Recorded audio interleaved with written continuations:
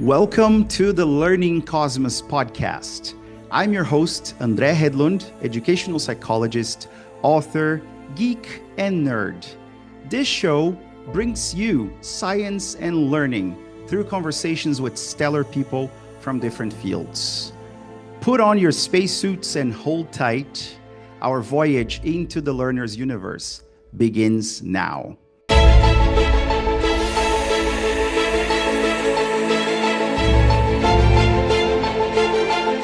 Okay, everyone. So welcome to another episode of the Learning Cosmos podcast. And I'm honored to have as my guest today, Professor Jenny. Can I call you Jenny? Jenny Jenkins? Yes. Yes, everybody does. Okay, wonderful. So thank you so much for accepting the invitation, Jenny. It's an honor. Thank you. You're very welcome. Yeah, so I am very curious about many things that concern your work, your line of work, but I wanted to start with maybe a broader question. So I want to ask you a little bit about your language experience. So do you speak any other languages? Very badly. I have learned a lot. I mean, my very early research, which I actually didn't complete, but I did start off researching Icelandic sagas. Oh, and okay. for that, I actually had to learn Icelandic and Danish. Wow, look at that. When I was much, much younger, I could speak both. Danish probably better than Icelandic. Icelandic is an incredibly complicated language. It's got very difficult pronunciation, which actually I don't find pronunciation too much of a problem, but it's like Latin and German in all the declensions and conjugations. Oh, yes. So it's an awful lot to learn. But I did, I was very annoyed when I would see 2-year-old Icelandic children walking by me using most complicated grammar that I couldn't get my head around. But I did. And then obviously I did French for several years at school.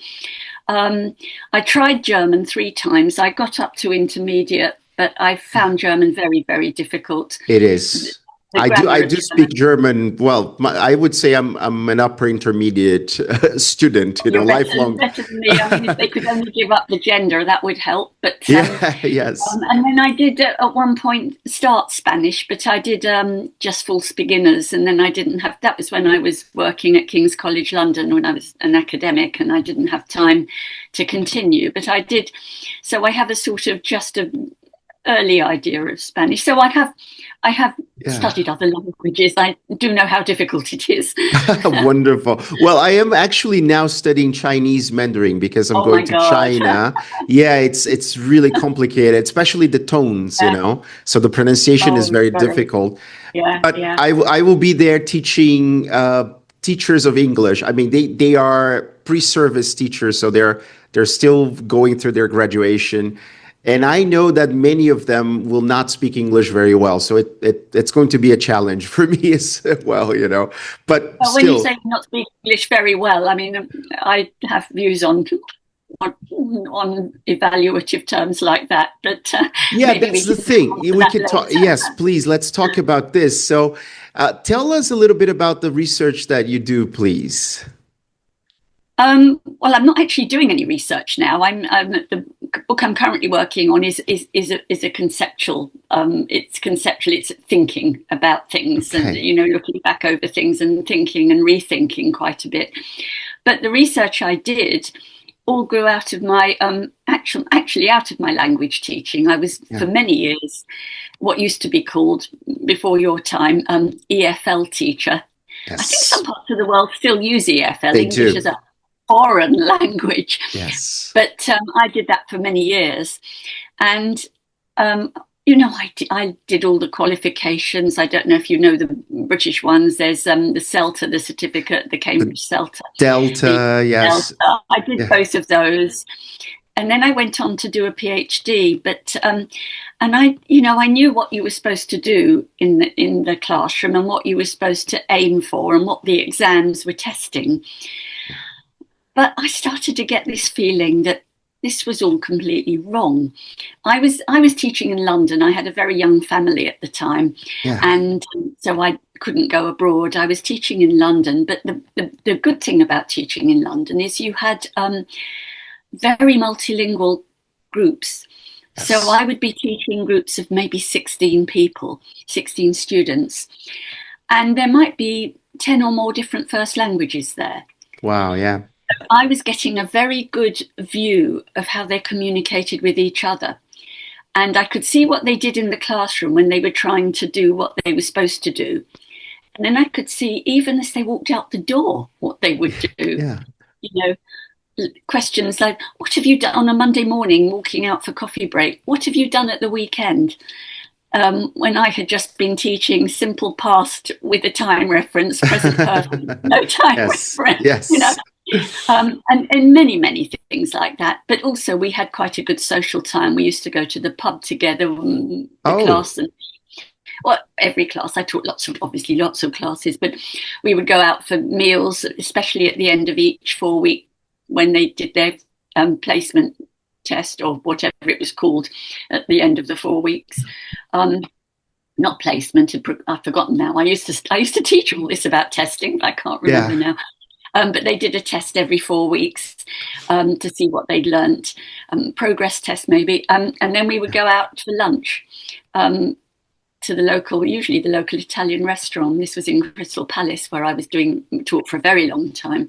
Uh-huh. And, and I was hearing how they were speaking to each other. And after a while, I thought, this is ridiculous, because these kids really, kids, a lot of them were sort of young adults, maybe 18. They were sort of, let's say, 18 to 25. Some were older, but that would be the majority. And I was thinking to myself, these people, they are going to be the future use of English around the world. They speak with each other. They understand each other very, very well. If there is ever a problem, it does seem to be to do with pronunciation. That was the first detail I picked up, but they correct it very quickly. They sort it out very quickly by what I didn't know then was called using accommodation skills. Yes. So the one who said it works out that the other one didn't understand it, and then says it again. Or even when they worked out what each other don't understand in their accent, they stop doing it with the people. Yeah. They actually preempt. So, I worked out that, these were people who were often getting, grade A in Cambridge First Certificate, during this time I was doing this research, CAE, the Cambridge Advanced English started, and I was one of the first, I taught the very first one that they ran, and then proficiency, of course, which interests me less. I was more interested in the ones who were, not quite trying to be like native English speakers, but they were doing very well. They would get A's, they would get maybe B's, but they all passed. They passed, and they could do it. They knew that you have to put an S on the third person singular present tense. They knew it. Yeah. But you think they did it when they talked to each other? Very rarely. Yeah. And I was just noticing all this. So I decided in the end, that was why I decided to do a PhD. I never felt, nobody did PhDs in EFL in those days. I was told, people said to me, this is totally over the top. Why don't you just do a master's? Why do a PhD? Yes. But I was allowed to skip the master's as long as I did a couple of master's courses where I was doing the PhD. But I decided this was really fascinating and I wanted to explore this. So I did, and I focused on pronunciation for my very first research, because that did seem to be the area. Though I collected all the, I recorded most of the time in the classroom. It was so funny because every now and then they would be doing something in groups. We did a lot of group work because I wanted the data, and it was good for them. And, they would watch me and they would see, oh no, she's writing down what I just said. They always knew they'd done something that was interesting to me. But I got loads and loads of data over a period of 5 years, finished a PhD.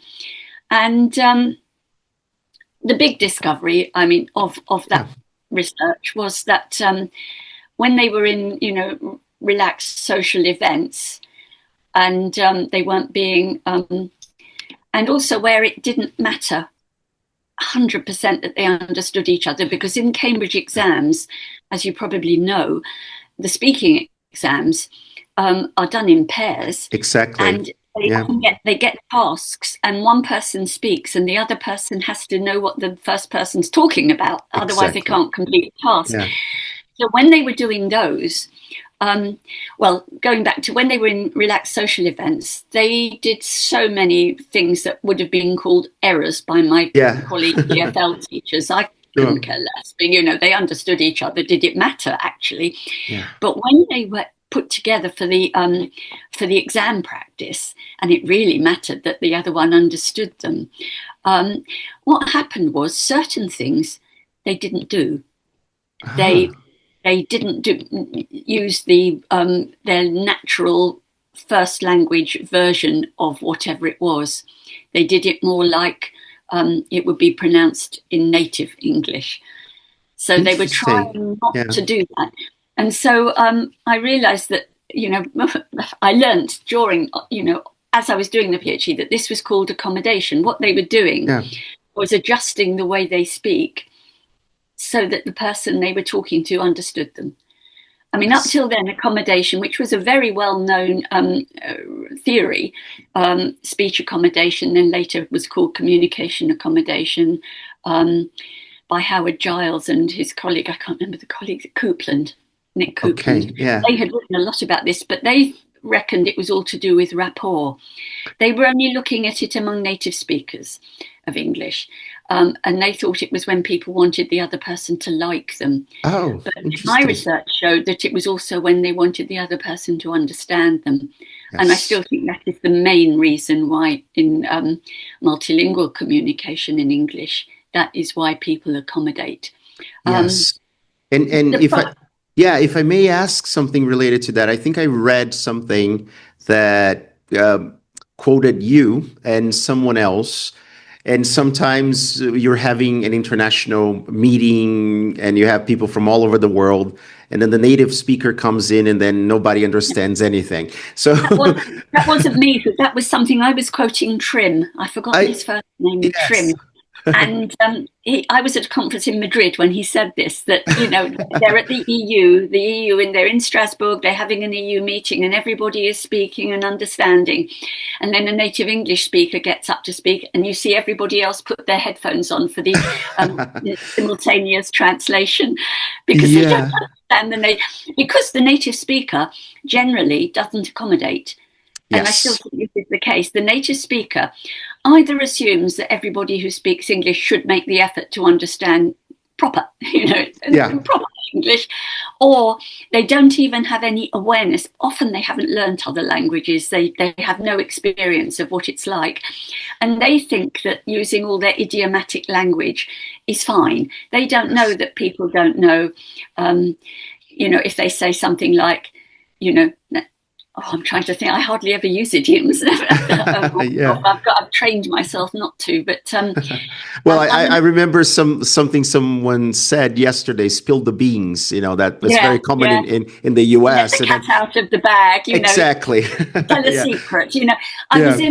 We were having at Southampton. We had a very well-known lecturer. He talks about language assessment. He's from Lancaster, and he came down to do a talk from us for the centre I set up there, Centre for Global Englishes.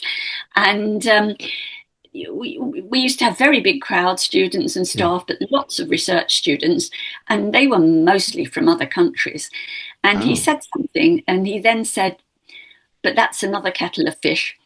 And he instantly realised, because he has a lot of contact with international students, he instantly said, "But that's another issue, that's another problem," or something. He immediately rephrased it into non-idiomatic English. And I even came up with a sort of scale of what people, how well or otherwise people accommodate. The best accommodators just preempt. They know somebody won't understand something, so they just don't do it. The next lot, they recognise it straight away when they've done it, either because even before there's been a reaction, or sometimes they see a frown or something, but they then immediately gloss it. The next one needs somebody to say to them, sorry, I don't understand that. Yeah. And So so they're it not goes on. aware. Yes. The ones who just don't have a clue. But it's native speakers generally, which is So why is it fair to say that native speakers are the worst accommodators then? native speakers of English. I do Yes, object to calling native speakers, assuming that all native speakers are English, because everybody is a native speaker. Um, exactly. Yeah. but native speakers of English um, are generally the worst accommodators in multilingual contexts. Doesn't Yes. matter where it is. It could be in London. I mean, I've seen many. I mean, even on Channel 4, there's a German that, well, he's not German, but I think he was originally German, but brought up here, but he's fluent in German, Matt Yeah. Fry. He's a journalist on Channel 4, interviewer. And I've seen him doing things like saying to people from somewhere else, like a Ukrainian or a Russian or a Pole or what, Yeah. somewhere from somewhere else, Chinese. This is where we draw the line. And he will put 2 or 3 idioms into one sentence, and they look at him and they don't have a clue what he Yeah. means. And I think this is just amazing that somebody, but his German is so, I mean, I would imagine he would think his German is like a native German speaker. And so he Probably. has no Yes. concept of what it's like if you're not, he probably has socialized with Germans. Yes. You have to socialize with the people of that language if you're going to have that idiomatic language. And most people who use English, they learn it to be a tool of communication. They don't learn it to socialize with native English speakers. They learn it, if they are going to socialize, it's with non-native English speakers, but they Yes. learn it because it's useful to them in whatever they're going to do in the future. And Yes. it's not socialize with native English speakers. And something came to my mind now because I remember watching, I think it was a British journalist interviewing Roger Federer, the Oh, Swiss tennis player, right? yeah, I know. And Yeah, yeah. yes, and he's one of the best, right? He was one of the best players in the world. And I remember the journalist asked him a question and used some idiom probably, but also the matter of intelligibility, and the accent. And I think Roger Federer, who's also a very good speaker, an excellent speaker of English, he couldn't understand the question.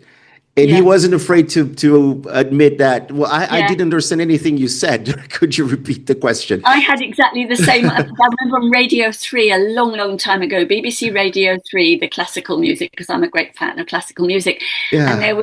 there was somebody who used to do a 2-hour program in the evening, and he was interviewing very, very famous Italian tenor Roberto Alagna.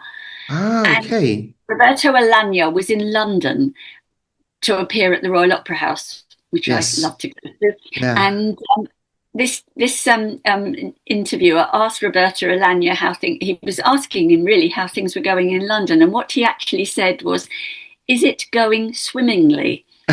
Yes. Swimmingly. Swimmingly. And Okay. Roberto Alagna, I mean, I could only hear this on the radio. I could just imagine how he looked, but he said, "Excuse me, what's that?" Is it Yeah. going really well? He should have said, but he had not a clue that swimmingly meant nothing to somebody.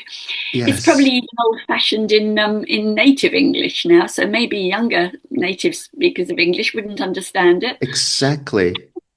And what can you tell us, Jen, about the matter of intelligibility? And because here's the let me give you some context. The idea is that native speakers, usually from the USA or from the UK, are supposed to be role models of how you speak English, and you should try to imitate their accent, So that's why people say you should sound like a native speaker. But then there are different accents in the USA and the UK, and some might be more or less intelligible depending on the interlocutor. I don't know. So what can you tell us about that concept? And Australia and New Zealand as well. I mean, New Zealanders call Yeah. me Ginny. Ginny. With a Yes, yes. They say Ginny. they don't say They 10, they do say tin. tin. Yeah, Yeah, the exactly. S sound Yeah. in British native English is an I sound. So, you can't even rely on it among native English speakers. But intelligibility was what I discovered was, well, I probably wasn't the very first to say this, but I was certainly the first in the EFL context to say this, that much more important than trying to mimic some particular speaker was being intelligible. Yes. If you're not intelligible to the people you're communicating with, then you may as well not speak to them at all. So being intelligible really meant working out what they would understand in your speech and speaking that way. And if you couldn't work it out in advance, because quite often, you encounter someone, it's a transient encounter. It may be you just sitting at the station together or something, you're never going to meet again. Yeah. But you work it out very quickly, what they do and don't understand, and then you accommodate. So I would say intelligibility and accommodations are two sides of the same coin, if that isn't an idiom. I think that's a very transparent idiom, because everybody has coins. And, we have a similar expression in Portuguese. I'm from Brazil, so I'm based in Brazil. Right, so we say basically the same thing. Yes. I mean, I think it's an idiom that most people have, actually, but it is, you can't have one without the other. Basically, if you're going to have intelligibility, you've got to have accommodation. Yes. If you've got accommodation, you've got intelligibility, and the two things just simply can't be separated.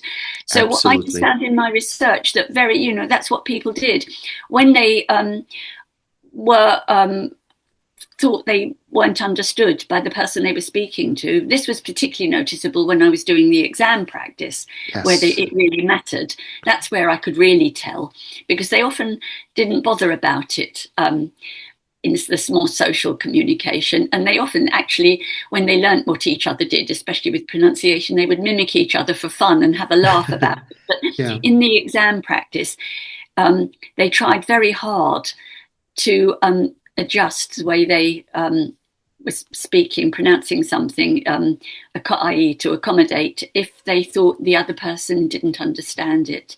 And I had very good examples of this happening in my data at the time. Yeah. So intelligibility, the only thing that really matters is to be intelligible. I mean, what's Absolutely. communication for? Communication is not about being a mimic. Yes. I mean, that's ridiculous. Communication is about communicating. Yes. Communicating means you have to be understood. Absolutely. And therefore, intelligibility is key. Yes, and that brings me back to my time at the University of Bristol. So when I was in Bristol from 2018 to 2019. I was there studying to get my master's degree in psychology of education, and I had professors from different parts of the UK. Some were from different parts of the world, but the interesting thing is that my colleagues, my classmates, they were from so many different countries, like 90 different countries. And I remember thinking that some of them were absolutely more intelligible than my professors from different regions of the UK. And I think that debunks the myth, maybe, that native speakers are not the most intelligible people necessarily. Usually it's the other way around, that the global speakers of English from different parts of the world, even when they're not natives, they might be from another country like me, from Brazil, they might be more intelligible than certain people from certain regions of the UK, right? Yeah, no, I have to say there's very little evidence of the Brazilian accent in your English. You must have worked very hard to learn American English. I think I was influenced by my teachers when I was growing up, and I started early, so maybe that's why I sound more like, But you see, that again, some people tell me that I'm more intelligible than, I think I, like you said, I accommodate given the context, I think. Yeah. So when I suspect if you're with Brazilian people, that you get more of a Brazilian accent. Yeah, and especially when I'm recording something, a webinar that I know will be for, I don't know, maybe first year students or something like that, then I try to adjust or sort of downgrade a little bit, so that I Well, know. again, I wouldn't call it downgrade, because Yeah, the Brazilian accent is a perfectly legitimate English accent. there you go. But in terms of I think lexes, right? So I try to use words that are not so complicated that I know. For example, a typical example is struggle.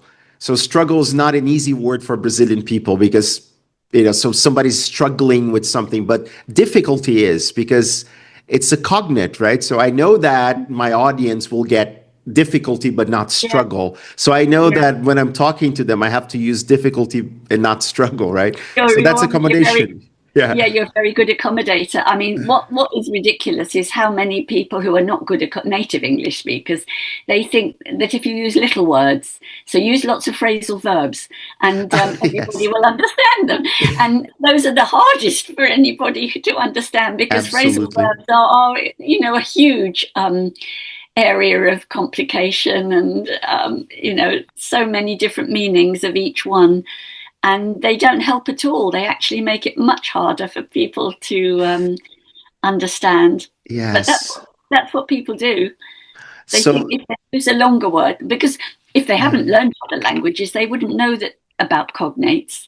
They wouldn't know that some words in English have come from words in other languages like French, Spanish, Portuguese. They won't know that we have words that are very, very similar across the languages. Yes. Not when it gets to Chinese and Japanese and so on, but across the Romance languages, and even across with German, Anglo-Saxon words. A lot of Anglo-Saxon, the Old English words have cognates in German. So once you know that, if you've learnt those languages, um, Uh, you're much more likely to be able to do that.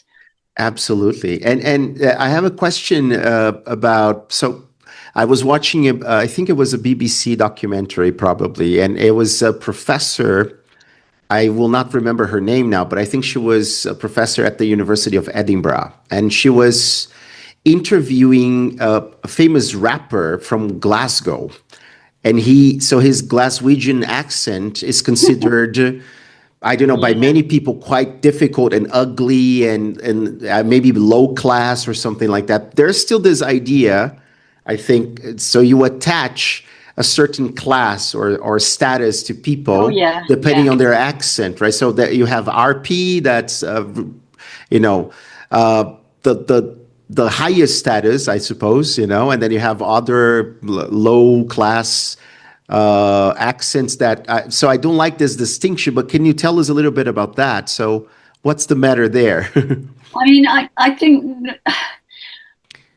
Well, I think that a lot of the attitudes, because the second book I wrote was partly in response to, the responses to the first book, but where I did look at attitudes and the relationship between attitude and identity. I think a lot of the issues, I mean, there's nothing intrinsically ugly about any accent. I Yeah. mean, if you just take an example in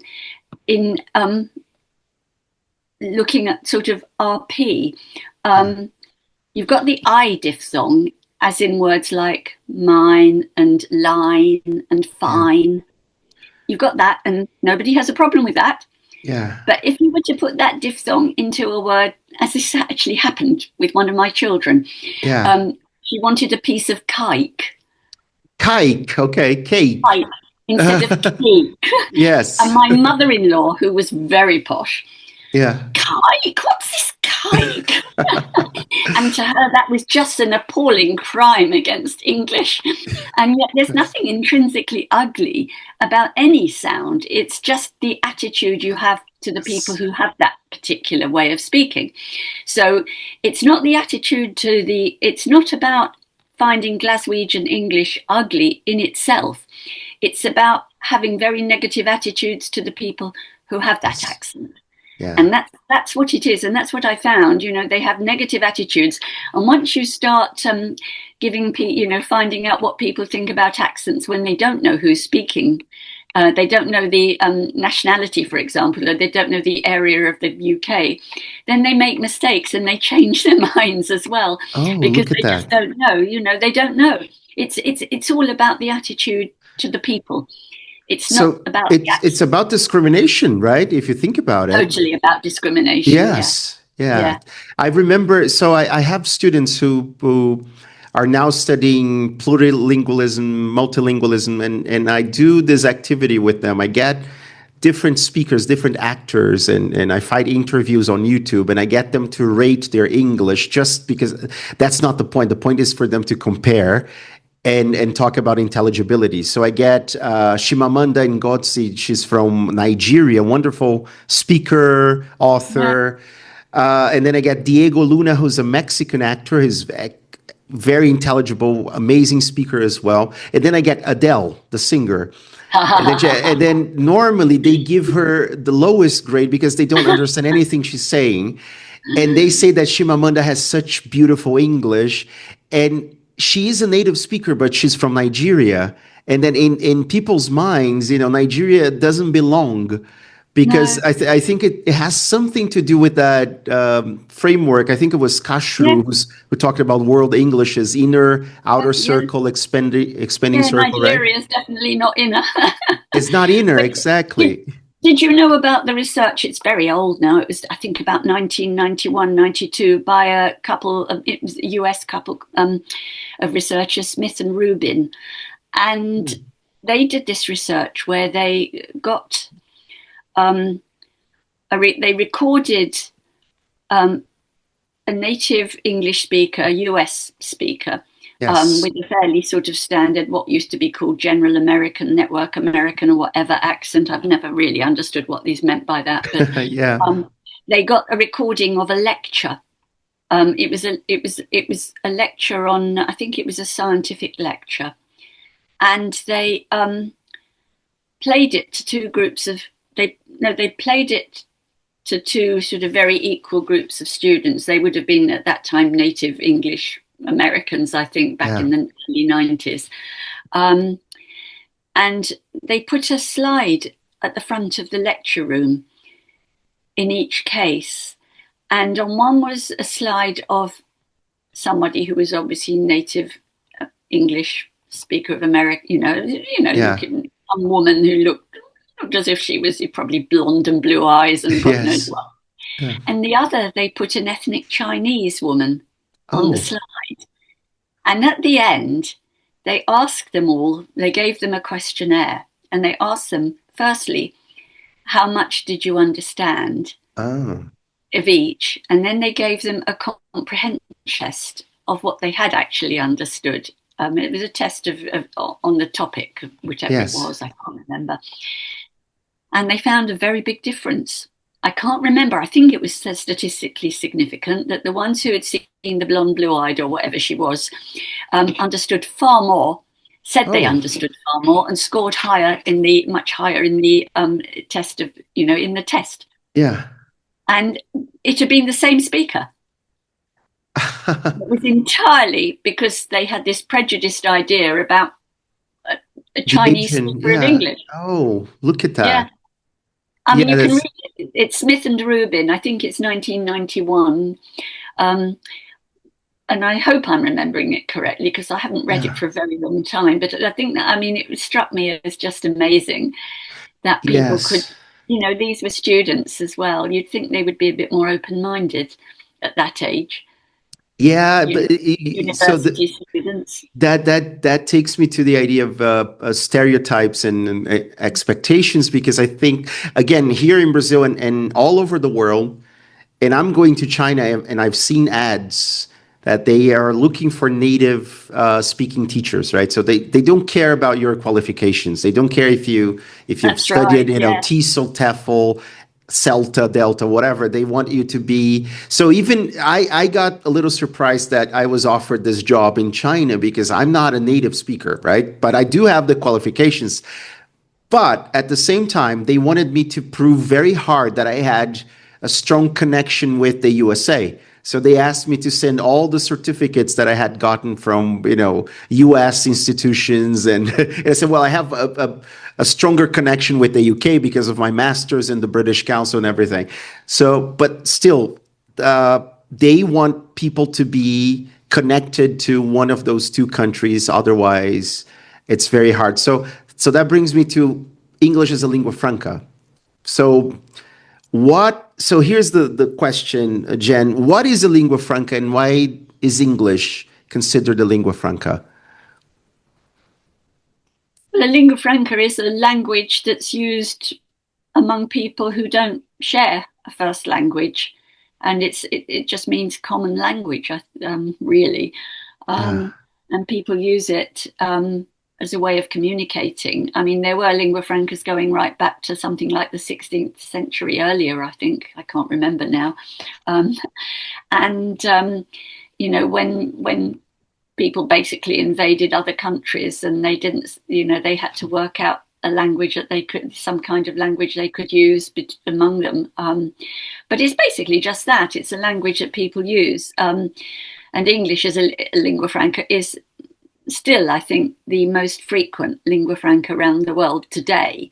I mean, it comes originally, obviously, from English imperialism and the way the British particularly, but also Americans have invaded so many other countries.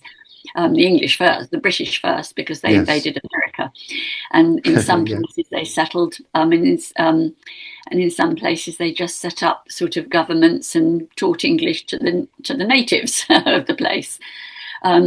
In the days when, interestingly, native had a very negative connotation. The word native, you know, the native is in India, the natives in Africa, you know, the uncivilized people who ran around with no clothes on, sort of. The savages, right? Yeah. Savages, yes. Yeah. Of course, native now has a very different connotation. It means the ones who have civilization and they speak proper English and so on. Interesting how it's changed, but I mean, basically because of imperialism and you know, colonialism, really, which I think still carries on today. It's more sort of psychological colonialism than physical these days, but still exists. I think we have a name for that in politics: soft power. You know, so basically, yeah. But I mean, it's because of that that the English spread around the world as far as it did. I mean, David Crystal has a lot to say about this. He's very reasonable, and you know, he talks about how this happened and why English today and so on. But English is the one that's most used. But what has happened, of course, is, I mean, first of all, since the late 1970s, with the Braj Kachru and, you know, the concept of world Englishes and the fact that there are all these countries that were colonized that are entitled to have, the ones that were not settled, the ones where they just taught English to these savage natives and then left, they are entitled to have their own English. There's no reason why their English should be like native English speakers from, say, Britain or the US or wherever. And so that was world Englishes already started to change people's views, not a lot of people's, but started to move things on a bit. And then in the late 80s, 1990s, when I started looking at English as a lingua franca and then actually called it English as a lingua franca, it took me a long time to call it that because the acronym is ELF.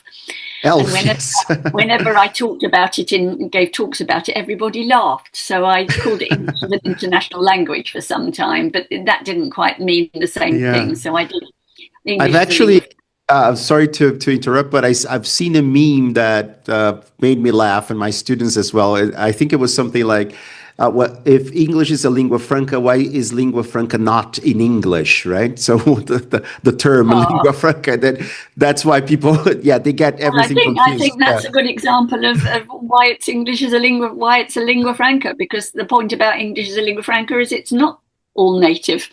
Exactly. It is a mixture. Yes. Common language, mixed language. I think mix was another word for lingua franca. But with the start of ELF research, a whole new. I mean, when I first started doing this, people just used to. I almost got hate mail because people thought it was such a dreadful idea. And you know, for a few years, I was on my own doing this, and then other people started to find this was actually a rather sensible and useful concept, and other people joined in, and then the whole field of ELF became a whole research endeavour, whole area of research. Yes. And people doing the research in it, and it took off, and now I think it's fairly mainstream. Absolutely. But I mean, it's become mainstream, but at the same time, the focus, I mean, I have moved on from that because I feel that the focus is still too much on the English. I think the focus should much more be on the languages that the speakers have and what they bring to the communication, which is other languages and other ways of using English, which is why I first of all, back in 2015, decided, I wrote a long piece about this and justified why I was calling it English as a multi-lingua franca.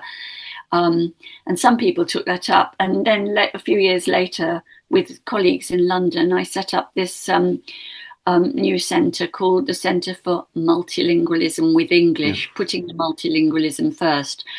I've now got a new name, but I'm not going to say that yet because that's going into a new book. No worries. Which I think is the best possible name for how things are.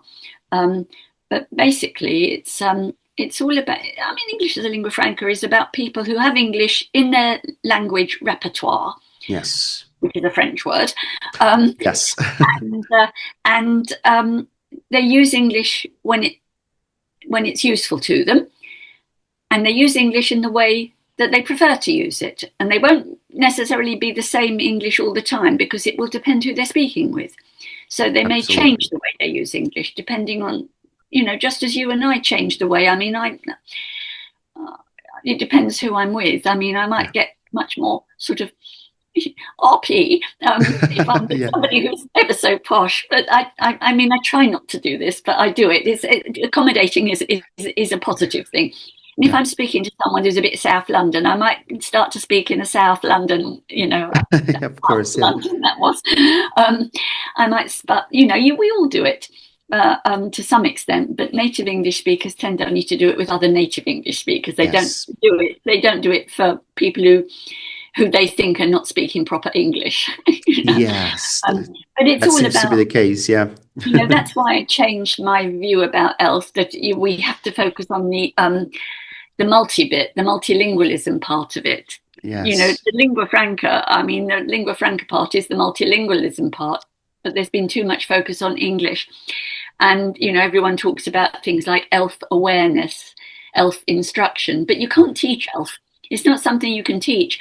All you can do is raise awareness of how people are using English around the world, and not just around the world. It could all be in London, but how people are using English with speakers from other first languages, and teach accommodation skills. I think you can teach accommodation skills, and a part of accommodation skills would be translanguaging. So Ophelia Garcia, and I actually invited her to the podcast. Yeah.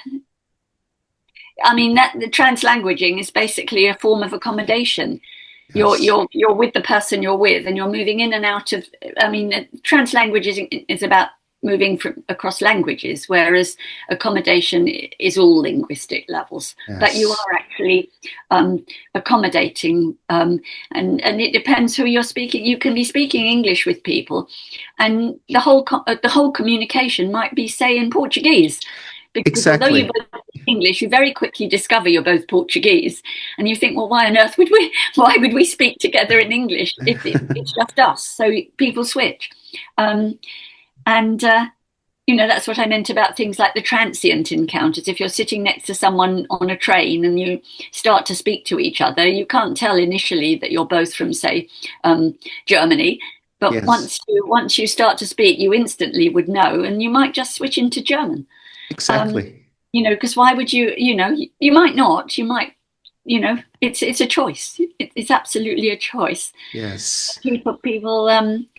But that's what lingua franca is, an ELF communication, which is why I wanted to move the English to the end, could be entirely in a language other than English. The only thing is that people have the English in their repertoire, even if they choose not to use it, which Wonderful. I think was the definition I gave from English as a multilingua franca. That I can't remember the exact definition, but English amongst people from different first languages, where English may or may not be the language of choice. They may choose or not choose to use it. I just have it. and the fact of having it may affect how they use the other language. Absolutely. And moving towards the end of our conversation, I wanted to ask you, what are the practical or real implications of that, given that context today for policy and, teaching English in different countries? Because here's the thing, again, I told you about native speakerism, and some countries are still looking for professionals who come from either the United States or the UK, because they think that maybe attracts more students because they want they are under the impression that they're going to learn how to speak better, or they're going to sound like one of those natives, so it's an idealized version of English that they have in their minds.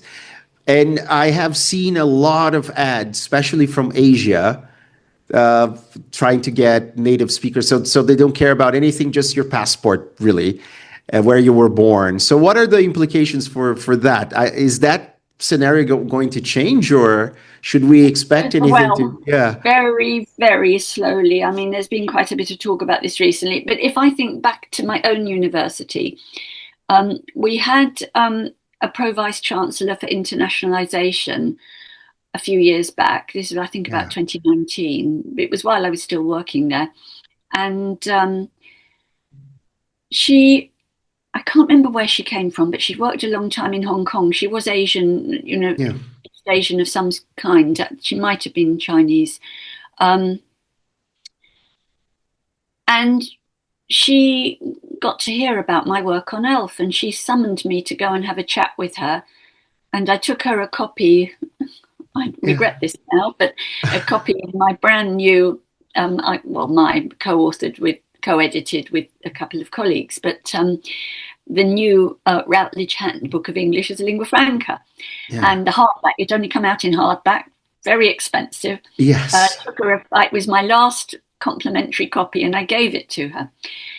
We had a long chat, and she was really, really excited by this. And I was talking about how we could bring this into the university, and how we could sort of, move away the focus from, the international students from all over the place, but a lot from East Asia and a lot from China, and move things away from this idea that they all need to speak as close to native English as they can, and that that their own ways of using English are going to be much more useful to them.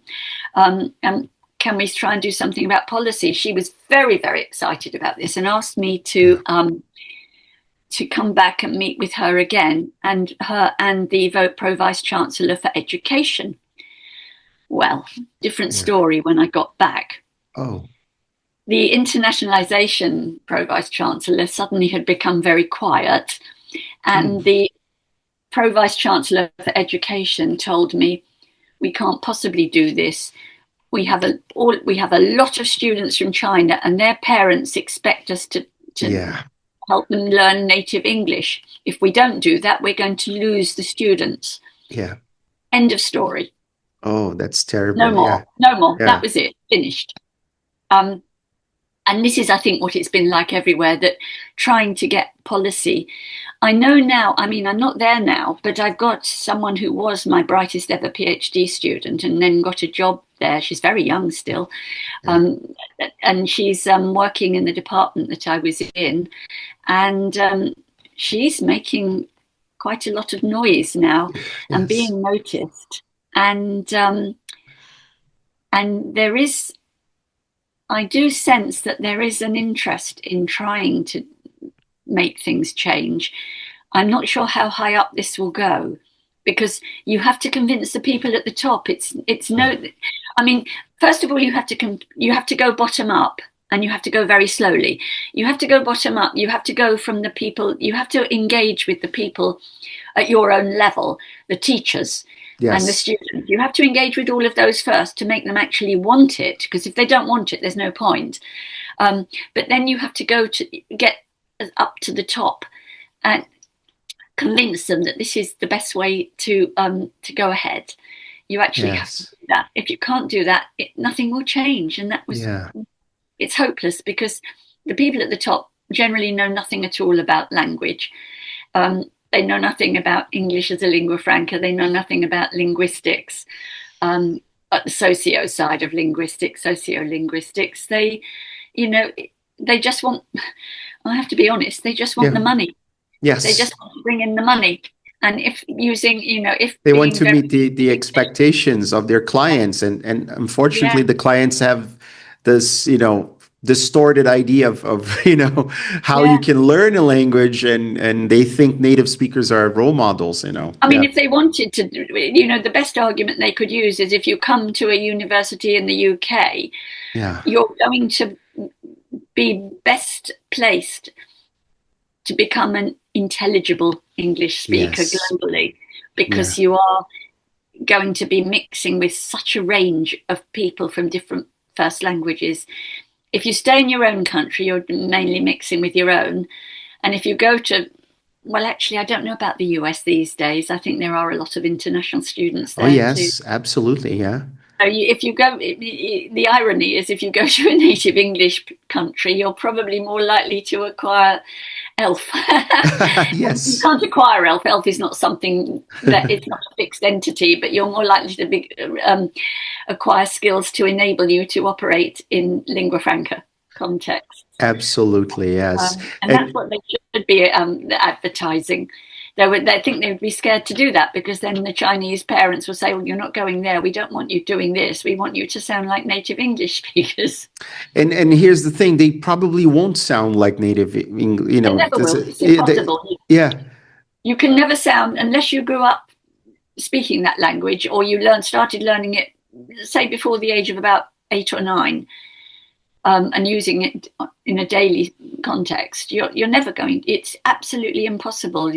You can do everything. I mean, as I've always said in my talks, the only people that sound like native English speakers are spies. Yes.